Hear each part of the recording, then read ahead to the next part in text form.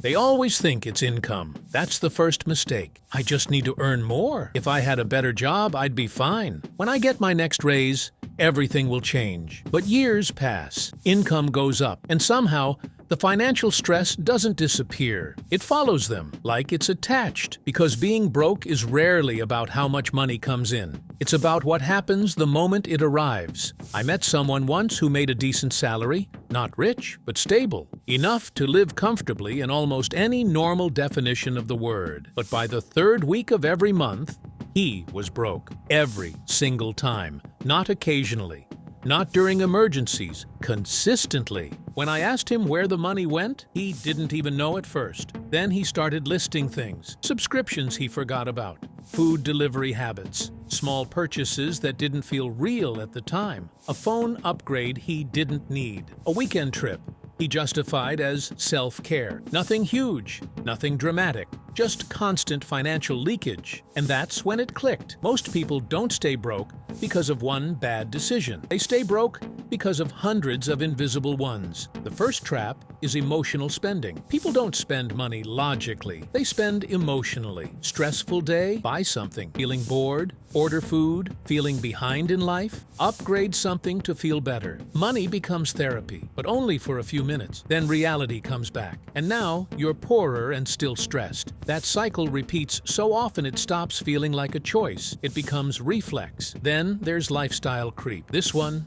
is quiet, dangerously quiet. When income increases, spending increases automatically. A better salary becomes a better apartment. A better apartment becomes better furniture. Better furniture becomes better habits. Nothing feels excessive individually, but together, it slowly resets your entire cost of living. And once your lifestyle expands, it rarely contracts again willingly. People don't downgrade easily, even when they should, even when they have to. So every raise becomes a reset, not a breakthrough. You don't move forward financially, you just move sideways at a higher price. Another reason people stay broke is that they confuse movement with progress. They are always busy, always working, always earning something. But earning without structure changes nothing. If money comes in and immediately goes out, activity is not the issue. Behavior is. A person can work 12 hours a day and still be broke if they are financially undisciplined. And that's what hurts the most, because effort feels like it should guarantee results. But money doesn't reward effort alone. It rewards control. Then there is debt. Debt is one of the biggest silent anchors in modern life, because it makes future money already spoken for. Credit cards, loans, buy now, pay later systems, car financing. Each one quietly eats income before it even arrives. So people feel like they are working hard, but never getting ahead. Because they are not actually earning freely. They are servicing past decisions. And that creates a psychological trap. No matter how much you work, you feel behind. Because part of your future income is already gone. But the deepest reason people stay broke is mindset. Not motivation, not intelligence, mindset. Because many people were never taught to treat money like a system. They treat it like survival. Spend when you have it. Stress when you don't. Repeat. There is no planning, no structure, no long-term thinking. Just a reaction. And reaction always loses to strategy. Poor financial thinking often sounds like this. I deserve it. I'll start saving next month. Everyone is struggling anyway. These phrases feel harmless. But they delay change indefinitely. And delay is one of the most expensive financial habits in the world. Because time is the one thing you can't recover. Another hidden reason is comparison. People don't just spend money on needs anymore. They spend to match lifestyles they see online. Someone upgrades their phone because someone else posted theirs. Someone rents a nicer apartment because social media made their old one feel small. Someone goes into debt just to maintain an image. And slowly, money stops being about survival. It becomes about appearance. But appearance is expensive and exhausting. Because you're not just paying for your life. You're paying to look like someone else's life. The irony is that most people who look rich online are not actually financially stable. But comparison doesn't care about reality. It reacts to perception. So people make real financial decisions based on fake financial lives. That mismatch is devastating. There's also the discipline gap.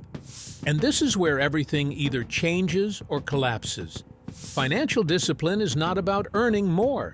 It's about resisting small decisions repeatedly, not buying something today, until later becomes a problem instead of a plan. But maybe the most painful truth is this: most people already know what they should do. They just don't do it consistently. They know they should save. They know they should avoid unnecessary debt. They know they should spend less than they earn. They know. But knowledge without behavior means nothing.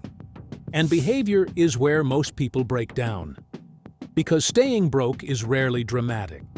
It doesn't look like a disaster. It looks like normal life: working, spending, recovering from spending, repeating, with no real direction change. Years pass inside that loop, and suddenly people wonder why nothing improved. But nothing improved because nothing changed. There's a different path, but it's uncomfortable at first. Spend less than you earn consistently. Build savings before lifestyle upgrades. Learn skills that increase income instead of only working more hours. Avoid debt that doesn't generate more income. Stop comparing your financial journey to people who are performing online versions of success. It sounds simple, but simple is not the same as easy. Because the truth is, most people don't stay broke because they are lazy. They stay broke because their financial system is broken. Income goes in, emotions take over, money leaves. No structure interrupts the cycle, and without interruption, patterns become permanent. The moment things start changing is not when income increases. It's when behavior changes, when someone finally pauses before spending, when they choose long-term stability over short-term comfort, when they start treating money like something that needs direction, not just consumption. That's when the cycle breaks. Not dramatically, but quietly. Most people will never reach that point, not because they can't, but because nothing forces them to. Life allows financial dysfunction to survive for a long time before consequences appear. And by the time consequences arrive, habits are already deeply wired.